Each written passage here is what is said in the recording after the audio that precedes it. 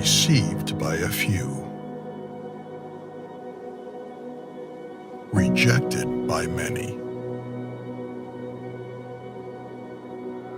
betrayed by a friend, abandoned to die alone. Yet a cross meant to judge set us free. Made to silence instead is why we sing. Designed to mock, instead used for glory. A place for the guilty became a place for the king. They tried to end it all. Instead, it was only the beginning. His body broken for you. His blood poured out for you.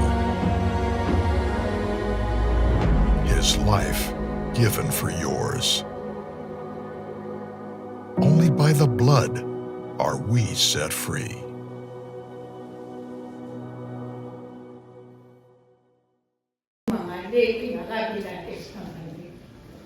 Sekuyizwi lesithathu leli manje lakhuluma laphela lishowo sasesihambane. Inkosi uJesu sibuka lobuhlungu libe kusuke eJerusalema bamgijimele. Lapha-ke kunomfundi wakhe amthandayo nonina namanye amakhosikazi ayekhona ilandela esebuhlungwini ekhala. Athi nawabheka uJesu amakhosikazi aqala athi makhosikazi aseJerusalema ningangikhaleli mina ekhalela zikhaleleni mina nabantwana bami. Lelo lizwi liyalithi malifika kini laSijesu asingamkhaleli yena asikhalele sisikhalele thina nabantwana bethu. Kule mihla lesikuyona liyakhala ezingqondweni zethu ukuthi uJesu wayesho kuthina sasizikhalele thina nabantwana bethu. Izinto ezenziwa ngabantwana bethu kule mihla lesiphila kuyo iyabalekisa. Ithi balekisa njalo abantwana bethu kule mihla esikuyona abanamalungelo ngaphezulu kwethu. Awukwati ukukhuza noma ukubona ukuthi akuhambi kahle ngoba phela vele utakubophisa. Kodwa-ke la sikhona uJesu ubheka unina nomfundi wakhe balusizi bebona yena ahlukumezekile ahlukunyezwa. Athi futhi kubuya ahlukunyezwa bona sebaphelelwa nasithemba ngoba bambona suswa kubo. Uyababheka-ke inkosi uJesu laba bayibabheka ibabona balusizi wasekuthi lobu buhlungu bakhe labuvako wezwa ubuhlungu obukhulu ngalaba wazwela bona uyise unina nomfundi amthandayo. Yiko-ke le ndaba athi enamama ebheka indodana yakho athi endodaneni nawo nyongo. Wayishiya lapha ubudlelwane ukuthi badlelane laba bantu bathandane njengoba yena sekubonakala ngathi ento yaphesha kubo. Ubanikeza-ke uthando. Yiko lokuthi intombazana zingivumele ingoma yothando ngoba uJesu waba nothando noma sasebuhlungwini kodwa wathanda thina. Ulenga esiphambanweni ngoba ushiyile nomkhosi wezulu wahlele emhlabeni ithi sesonele uNkulunkulu sathi uthela thawula ngathi. Kodwa yena wehla watosithenga esonweni uba sikwazi ukusondela kuba uNkulunkulu ngoba sasinezono sasingesiwadi ukusondela kuba uNkulunkulu. Kodwa ngegazi lakhe uJesu walidela wazosithenga thina esonweni kusena sikwazi ukuza kuba uNkulunkulu. Wabakhombisa-ke laba bobabili uthando ukuba babhekane ngothando lo yena abathanda ngalo. Wayazi uJesu ukuthi enomfundi uyalwazi uthando azothanda ngalo unina ngoba behamba naye phela umfundi wakhe ambona abathanda bonke abantu angahluli umuntu abathanda ngokufanayo nangokulinganayo. Wayisindisa bonke nabashoshayo nabanjani. Wayengasho ukuthi wena kuphelile ngawe njengoba udokotela bemihla namhlanje masengenwe ikhensa baye bathi angihambe ngilizele ilanga lami. Kodwa Jesu wayebaphilisa bonke abantu bathi nase baphumele umphefumulo abakhosi.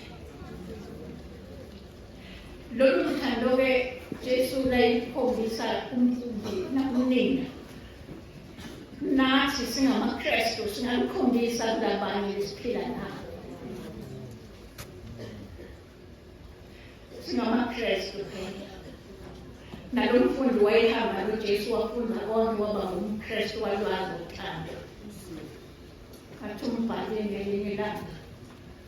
Singakholwa sikholwe kakhulu sibonakala impela ukuthi singemakholwa ngempela. Kodwa uma singenalo uthando lokukholwa kwethu kulidele.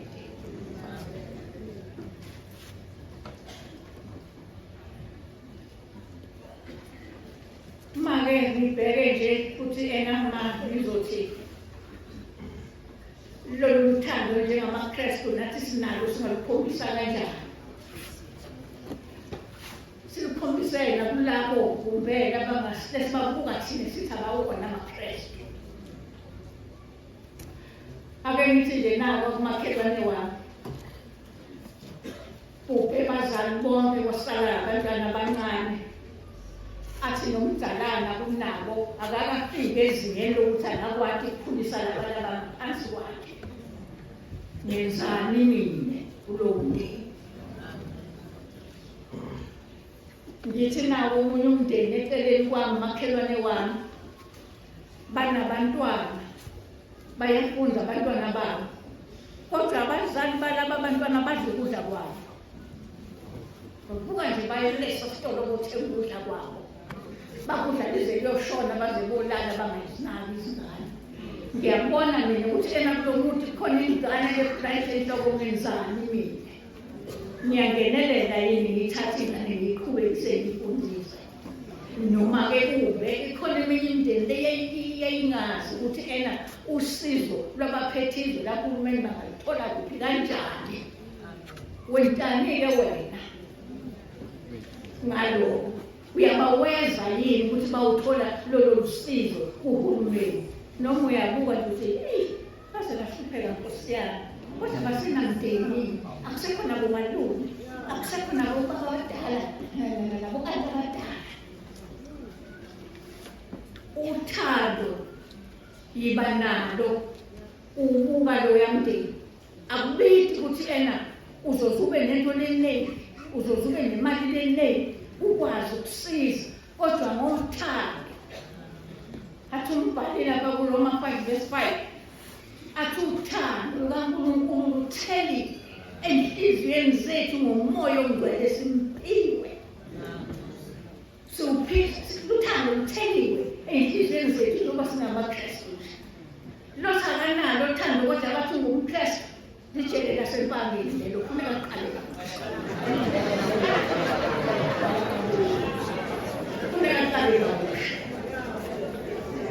nakho kufanele kube khona izinto ezimbili onazo. Uma ungenazo lezi zinto ezimbili qinisile ngitshele lasempangeni. Kufanele kube khona buhlungu kuphinde kube khona injabulo. Uma ungenazo lezi zinto ezimbili hhayi awuhambi.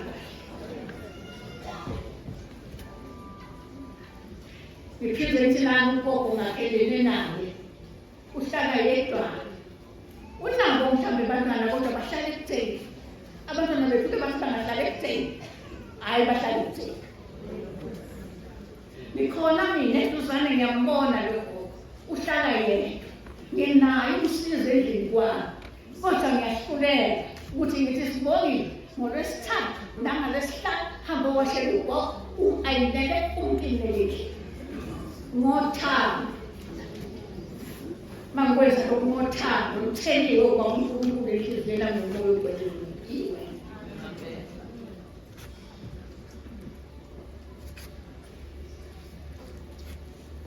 Ngishilo ngathi ena kufuneka uzozube nento eningi. Nami umprofethi uNkulunkulu wamsaka owesifazane umfelokazi. Wathi hamba umfelokazi uthile uyalile ukuthi akondle. Wahamba nomprofethi waya lapho wahlangana naye ahamba aqoshelela uNkulunkulu uzongena ngoba kusekunzana. Wathi umuntu wathixo hamba ucela umenzela umcabelengwane lamabili. Wathi noma-ke sokungibona nje engiboshelela ukuthi ena ngiphele ngoba sekusele ipheshana lenkukhu ukuthi sihle nemntanami bese siyafa. wahamba lonkosikazi wathi umprofethi, hamba wezelele umuntu kaNkulunkulu. Wahamba nibhala wawente emacebeleni ngamabili wabuya wafika wamnika wabo. Wathi akubuyela endlini lomfelokazi wakhandla impuphu ithinte qama esikhumgomeni sakhe wafika amaphutha sachitheka. Nawe nawungayekelela lemndeni engiyibalile ungathi uyofika emsebenzini uthole i-promotion. Ungathi uyofika emsebenzini bakubhidele e-ofisi bakubone bathi usebenza kahle. Bathi inkampani seyilapha njena ukusebenza kwakho. Ngothando iNkosi uJesu eyakhombisa isebuhlungwini. Mangithi akudingeki ukuthi ube nento leningi. Lokho kuncane lonako siza ngako. Angithi uma usiza ngako uyakuthi kuyimbijana. Esenta usiza bona bese mina ngisala ngako. Msusho njalo. Noma ngabe unalokhu kuningi, msuthi uma ubasiza uthi ayi sengikhipha kucala nje. Uma ulikhiphi uma ubapha kanjalo.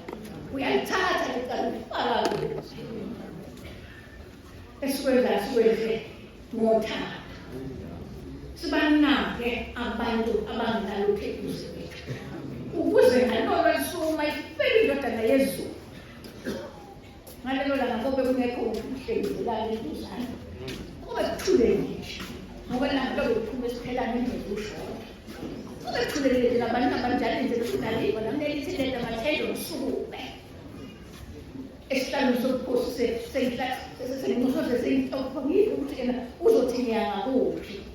Kodwa mangeze lokwenze kubala uyothi ngena kwesokunene sami uhloniso wethu. Kodwa mangakwenzanga lokwenze kubala uyothi angikwada ngaze kubo. Kodwa imihla ngemihla sithi singamaKristu.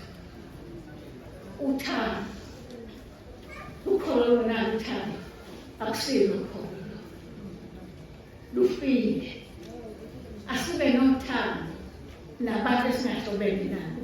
Ngoba mhlawumbe uma ungahle sibheke umfundi nina nje bangahlobene. Ngimthanda nathi-ke umbhali wamthatha waya naye endlini yakhe ngaso leso sikhathi. Akabanga nembandela. Mina nje kumbe nawe ngangitawukhala ngendlu. Ngithi anginanzi ngidambekaphi. Akusasebenzi nempesheni incane. Yini angathathwa nguCleopas. UCleopas phela wayegana umfowabo womyeni wakhe. Lazagana nomdadewabo. Ngona athathwe yini. Kodwa lo mfundi akafaka umbandela. Nathi singakwenza okuhle kubantu singenambandela yokuthi